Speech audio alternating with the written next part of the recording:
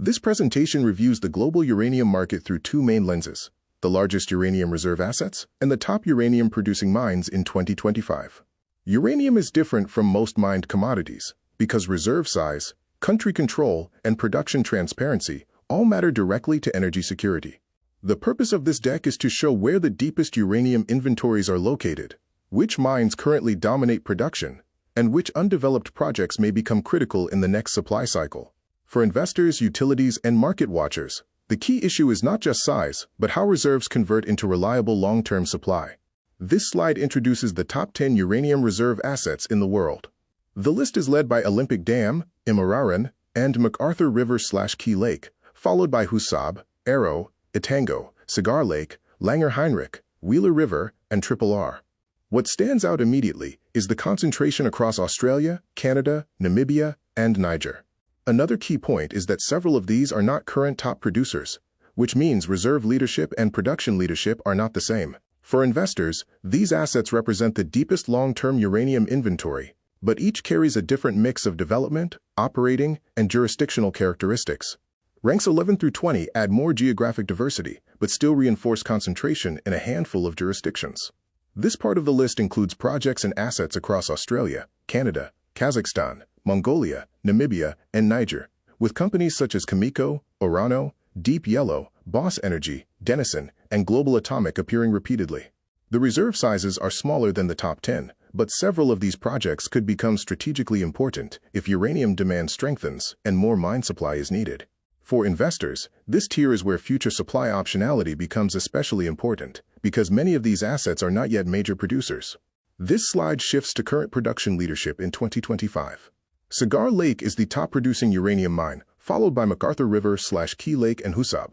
Kazakhstan-related assets occupy a large share of the broader top 10, which reinforces the country's importance in uranium supply, even when mine-level transparency is weaker than in Canada. Olympic Dam also remains significant because of its integrated production profile. The main takeaway is that present supply is concentrated in a small number of large mines, and that Canada and Kazakhstan remain central to market stability. That concentration is a major strategic issue for the uranium market.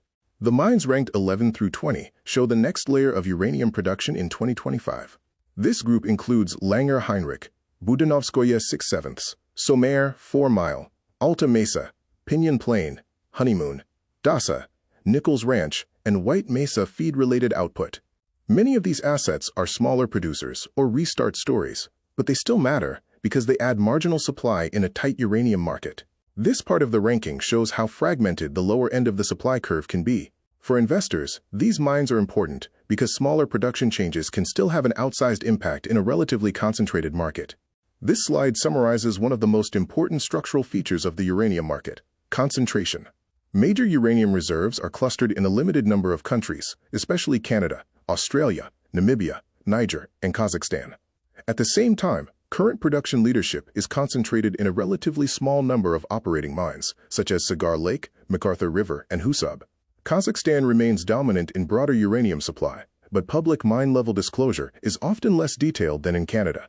For investors, that means transparency itself becomes part of the risk analysis, especially when comparing listed uranium equities or national supply exposure.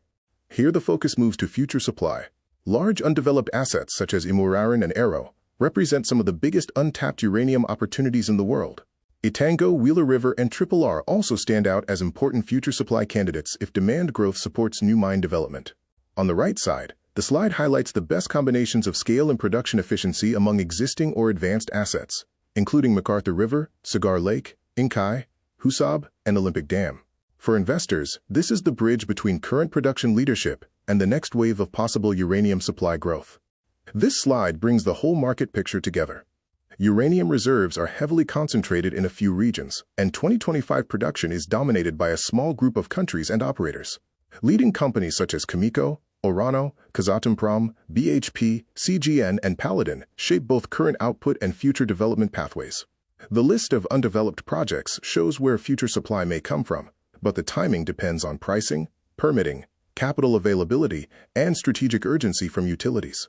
For investors, the uranium market remains a combination of concentrated current supply and high-optionality future projects, which is what makes the sector attractive but also complex. The final takeaway is that uranium is a highly strategic commodity, where reserve concentration, production concentration, and transparency all matter. Mature mines like Cigar Lake and McArthur River dominate current supply, while major undeveloped assets such as Imararan and Arrow could shape future supply if the market tightens further. Kazakhstan remains critically important, but mine-level disclosure is less transparent than in some Western jurisdictions. For investors, the right framework is to separate mature producers from future supply candidates, while also watching jurisdiction, operator quality, and development progress. That is where the real long-term uranium opportunity will be judged.